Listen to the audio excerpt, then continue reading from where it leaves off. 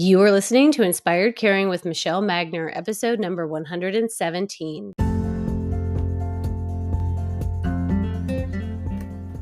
Hello, welcome to Inspired Caring. I'm your host, Michelle Magner. If you are caring for an older family member, this is the podcast for you. Each week, I bring insight, tips, inspiration, and strategies to help you care for the people that you love without losing yourself along the way. Having cared for both of my grandmothers, I've helped manage everything from hospital stays, households full of belongings, to navigating senior living and end-of-life care. And I've worked in senior living as a result of that experience, serving my residents and their families as they've been on this journey too. Thank you for joining me today, and I hope you enjoy this episode of Inspired Caring.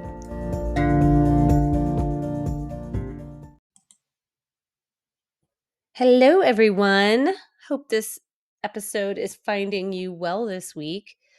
I have been having so much fun creating the Illuminating Senior Living course, and it launched today. Yay! Pop the champagne. I am so excited. This course has been so much fun to create for you and to record and put together, and just thinking through everything, every question that I have fielded over the years from families around senior living in one consolidated spot. So in the videos, it's a self-paced video course. I go through all the levels of care, what to look for, when is it time to move, what the experts want you to know, frequently asked questions, common objections, so that you have some framework before you begin these conversations about what maybe the person that you're looking for senior living may be thinking. And even if it's for yourself, there are some people who listen to this podcast who may have had some questions around senior living as well. Anyway, it's just been so much fun. I feel like I've birthed our fourth child, and it's so good. Oh my gosh, it's so good. So that being said, we have a lot of questions on the front end about senior living. And sometimes when someone moves to senior living, one of the top questions that we field is, when do I go home? Right? How long do I have to stay here? And this can be one of the most heart-wrenching, frustration-generating, guilt-producing questions a family member can be asked. When are you taking me home? Or how long do I have to stay here? When that person is now living in senior living, and I would say memory care is the most challenging because they don't remember having asked that question. So I'm going to go through this today, and hopefully just bring some new insight to how we could better answer this question and how we can feel when this question is asked of us.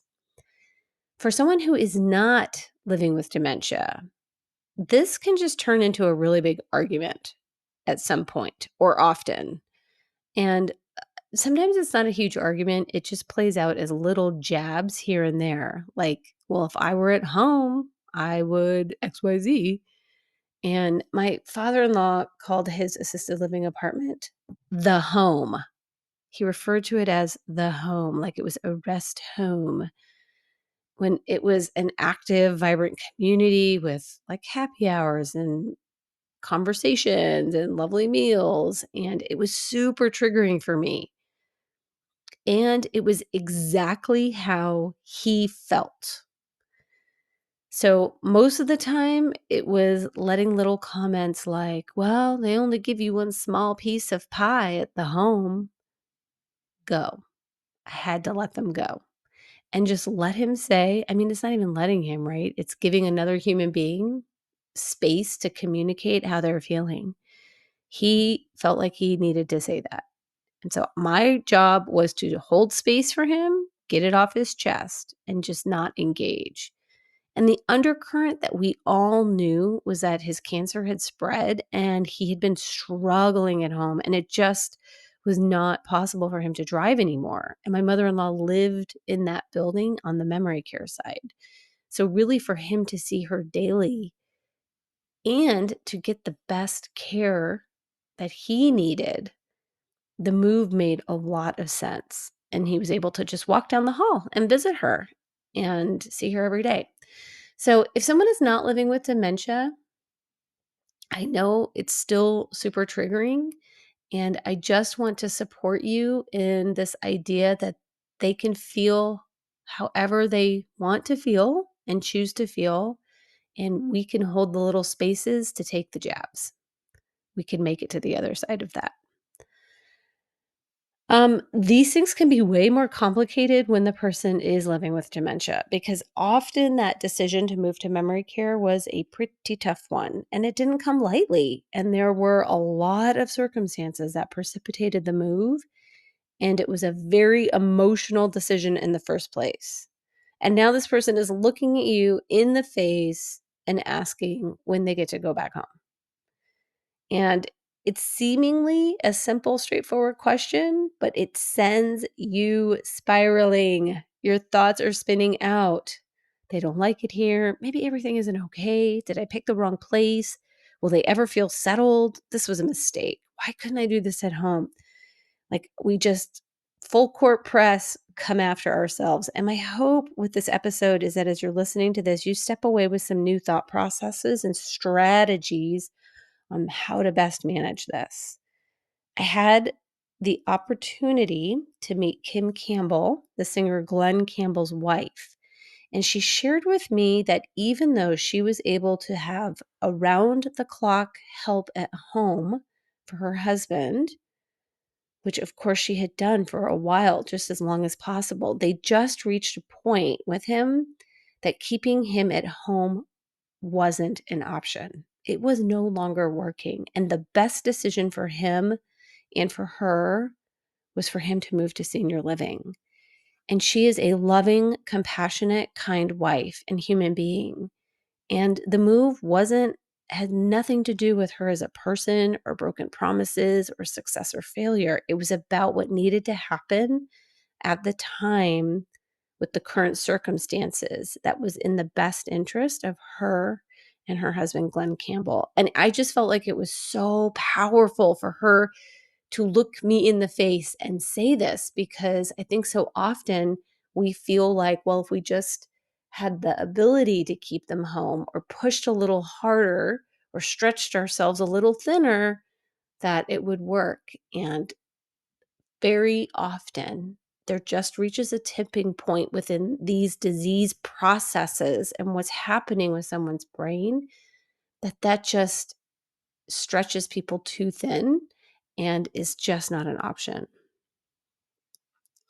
One of my residents in memory care, I worked in a memory care for a while, and after fielding this question, her family fielded it multiple times, and they finally decided to take her back over to the most recent house that she had lived in before she had moved to the memory care. And when they got there, they were shocked when this person said, "This isn't my home. I've never lived here." I mean, it totally caught them off guard. And they still actually had the family farm that with the house that she had grown up in on it. So, and it was accessible to them. So they drove past it. And she said the same thing. "I've never lived here. I want to go home." How confusing is that, right? Teepa Snow is an incredible dementia educator.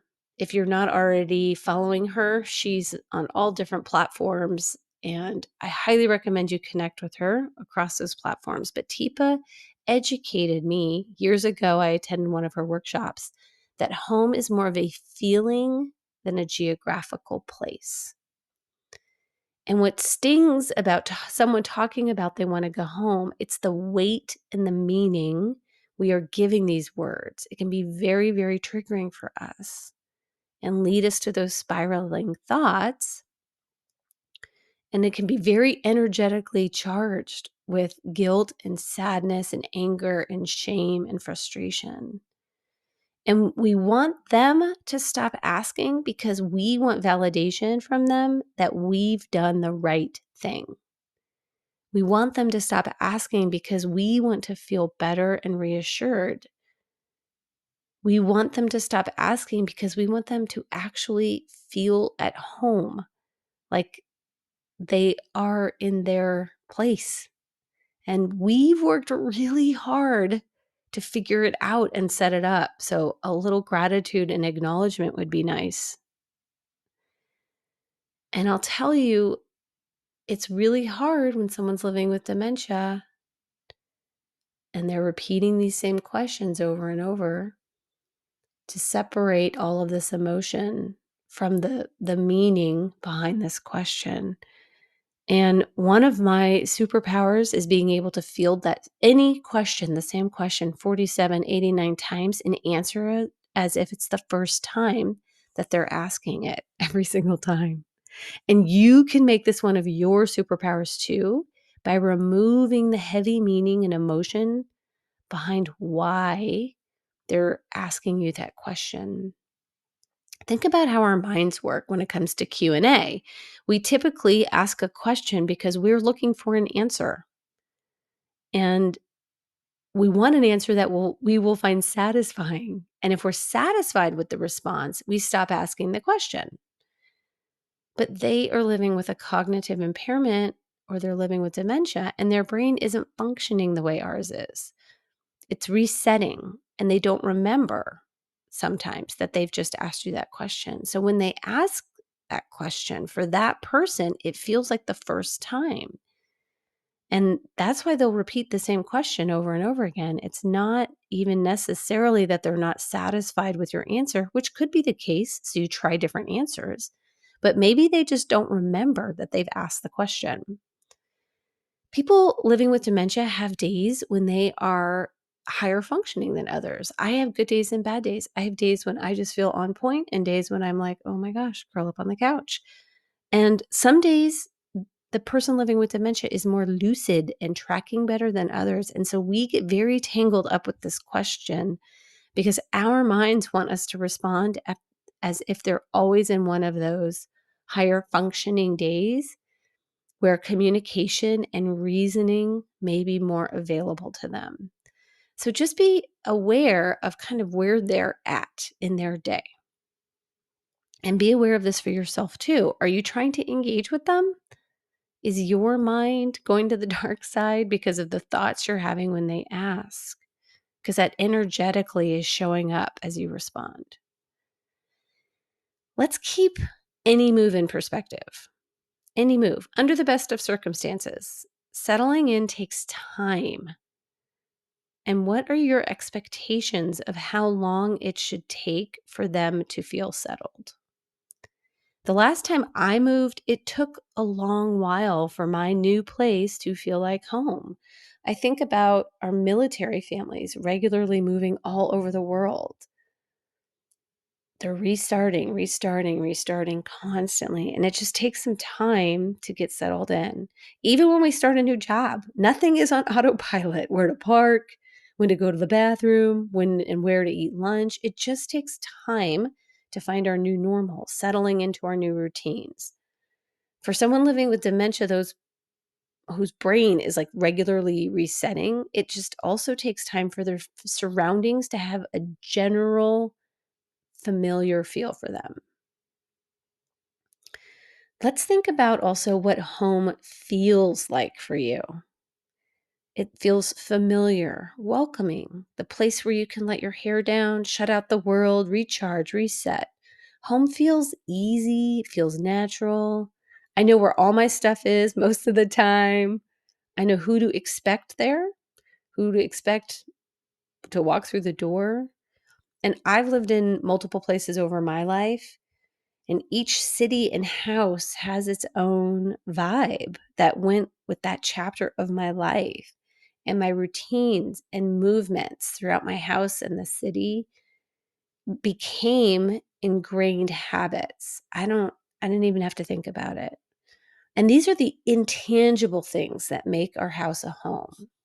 So when we think about this question about going home, it's important to remember these intangible things, because it does take time for these things to feel familiar and settled in. I have also had residents who were feeling perfectly beautifully at home in the building, and they had lived there for years. And as their disease process advanced, they started asking this, and it sent the family spiraling. And I realized for some of the residents, maybe home for them was heaven. Like as their disease process was progressing and their health and life were declining, that was a thought that had occurred to me. And it was a really, I don't know, for me, it just felt like a comforting thought that maybe home was actually, if especially if they're a spiritual person, was heaven. So that's just something to take into consideration depending on where things are. We have to remember that someone living with a cognitive impairment or a dementia diagnosis, this is a brain altering disease. Their brain is damaged, it's deteriorating, and that we're the ones who are cognitively intact. So we want to respond to them, expecting them to fully comprehend or remember something, and that's just not going to work. We have to meet them where they are at. We need to be compassionate and kind and reassuring. It's always a moving target with dementia. Sometimes something works and other times it doesn't. And what we want to be mindful of is just the energy behind our words, right? We talked about our thoughts spiraling, our feelings ramping up, and we want to be mindful of that. So as you try different responses, if your sadness and guilt and agitation are increasing, that will be sensed, increasing the unrest in who you are speaking to. So I just again invite you to be mindful of that. This isn't about you and something you did or didn't do. So to cut to the chase, I will tell you that over time, eventually, most people settle in and do stop asking. It just takes time. If someone is looking for the exit of the building, we call it exit seeking. Eventually, most people stop looking for the door, and it can take a while, but people usually get there. The book, The 36-Hour Day, A Family Guide to Caring for People Who Have Alzheimer's and Other Dementias by Dr. Nancy Mace and Dr. Peter Rabbins, they talk about how sometimes, yes, sometimes on very rare occasions, depending on the person and the disease process, people do not stop asking this triggering question. And it's heart-wrenching and it just doesn't stop because they are living with dementia. And this is a disease process that affects the brain. And they're not trying to make you feel like crap. They're not trying to make you feel guilty on the regular. They simply don't remember asking you it a million times, and they don't quite remember where they are. But in my experience, eventually most people settle in and do stop asking. I'm going to share something that is going to be a little hard to hear.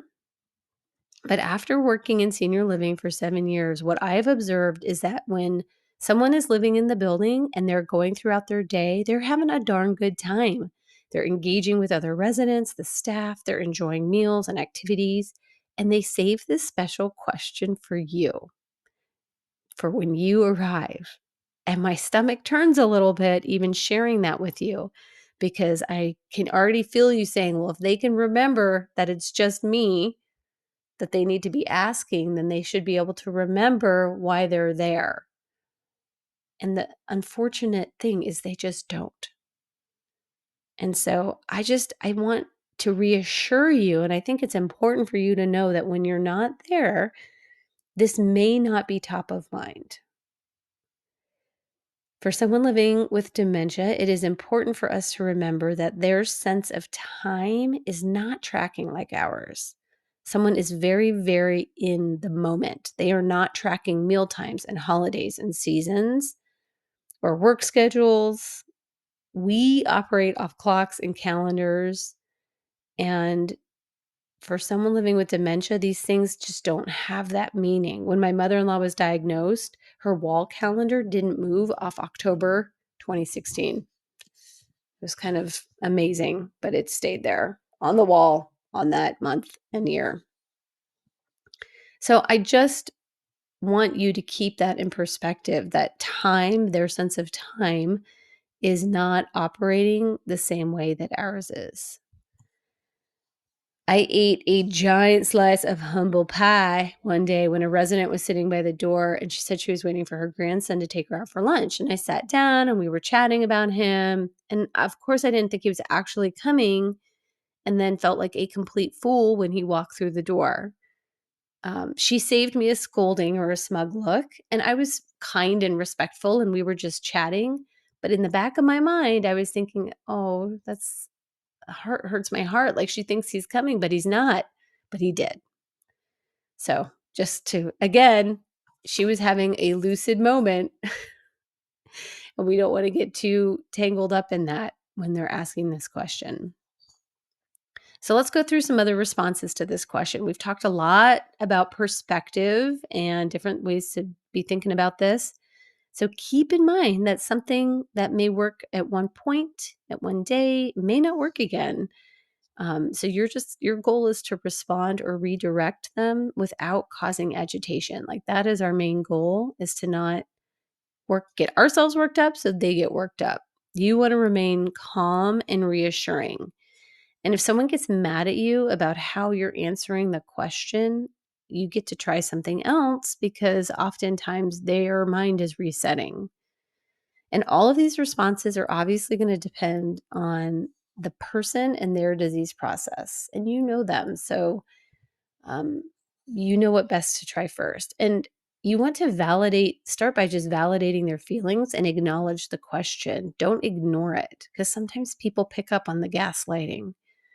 So when someone asks you a question like this, what they're seeking is help. And so a great way to respond is, you're wondering about what the plan is. Or I understand what you want to go home and I'm here to help. Your goal here is to avoid an argument. A natural response that I've seen over time is, you are home. This is where you live now. This is not necessarily an incorrect response. And depending on the person, this may work. I mean, depending on the moment, this may work. And it might work for a few minutes or it might work for a while. And then often their brain resets and they ask again. You are following their lead to see how they respond to that answer. If it feels clarifying for someone and they feel reassured by that response, it's okay. If it is agitating them, then it is a no-go. We want to avoid responding with, you are home, this is where you live now. Back in the day, even in nursing programs, they were taught to reorient the person to the current day and time. And this is no longer considered a best practice or compassionate care, because it can send someone spiraling into confusion and fear. I mean, can you imagine, as you're sitting here or walking or whatever you're doing, listening to this right now, and someone just walked up to you and said you can't drive anymore? Or if you're at a friend's house and they say, well, you live here now, it would just be really confusing and scary.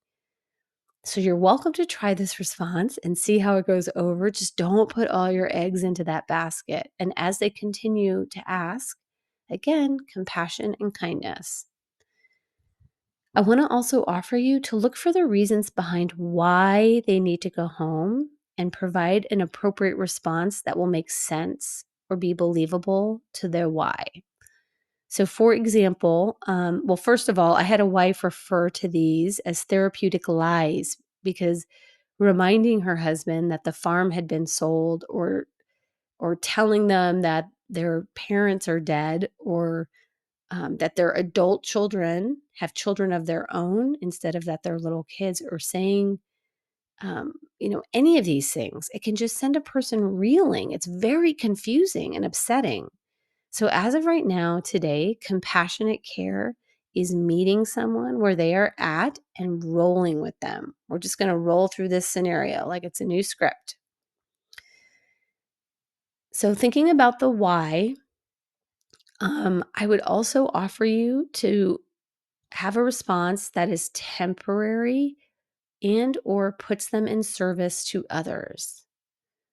So they say, I want to go home. I need to go home. And you respond, yes, we're going to have lunch here first. That would be a short term explanation that they're staying in that spot and that eventually something else is going to happen. It's okay to try on things like your ride is picking you up from here in a bit. It's also short term. We're baking cookies to give to some teachers, or we're doing whatever we're doing, whatever activity we can engage someone in. And it's putting them in service to others. Or we're going to fold these towels before heading out. It's something temporary and in service. If they have moved into your home and are asking that question, a great response is, I needed some help here for a little while, and I'm so grateful that you were willing to come have time with me and help me and our family. Keep in mind that the person may not be tracking how old they are. This is really interesting. Even for you and me, we have our um, chronological age and we have subjective age. Like I'm 51 right now. I don't feel 51. I feel like I'm in my 30s. So for someone that is living with dementia, they may really not be tracking how old they are. It's an interesting question even to ask them. Now, you don't have to correct them when they give you an incorrect response, but they may believe that they are a young adult or even a child. I would have residents upset because they were worried that their mother didn't know where they were, even though they themselves were in their elder years, right? Their 80s, 90s, and their parents had died a long, long time ago. But they felt like they were a child, and so they were feeling insecure around all of these strangers. So reassuring someone that their mom knows where they are and has plans to come back can be really helpful. Just think about, what would a teenager or a child version of them need to hear to feel comfortable and like they are safe? Like, where would their parents be? Your mom's at church and she's coming right back after. She knows you're here and we're going to take good care of you until she gets back, okay? Let's have a snack while we wait. Or I'm kind of hungry, or let's go get an ice cream. I mean, think about, what if someone thinks they themselves are a younger parent and they need to get home to meet their kids? Like the kids' bus is going to be dropping them off after school, or they need to make dinner for their spouse. So choose a reassuring response that would fit with the time period that they think they are living in. All of this is part of redirecting. It's a gentle way of moving the conversation from the specific topic of going home to a new topic, preferably one that would be connected and enjoyable to talk about. Um, these those are all just like framework questions on how you can begin to redirect. And then here are some more specific examples of redirecting, because sometimes the stuff works and sometimes it doesn't. It is a moving target. So someone says, I want to go home, or when am I going home? And you could ask, home, yes, we're working on next steps for that. What do you think would be good to cook for dinner tonight? And then you can redirect the conversation to talk about cooking and recipes. Do you have a favorite place in your house that you like to sit and hang out? I have this rocking chair. It is so uncomfortable in my living room. I should probably just get rid of it. And you can talk about furniture, rocking chairs, rocking babies, favorite spots. Where does the sunshine pour into the house? Redirecting. You could share or say, oh, I don't think it's time to head out yet. What was your normal schedule like? Did you go to work at 8 a.m.? How did you get to work? And we can start to transition to talking about career and profession. We've covered a lot of territory here today. And I really, really, really know how hard it is to be asked this question, especially when your heart is hurting or you're feeling triggered by that question. And as always, if someone is living in senior living, touch base with the staff. Ask them how they handle that question. If there's been an increase in how often this is being asked, talk to medical professionals. Maybe something medical is going on that needs to be addressed. Um, Maybe they have some sort of infection, which can actually increase someone's dementia symptoms. And follow dementia educators like Teepa Snow, Dementia Darling, Be Light Care, and Dementia Care Blazers. And I'm going to put connections to all of their Instagram handles in the show notes for you. I want you to know that I see you and I love you and you're doing a great job. Big hug to you and keep up the great work.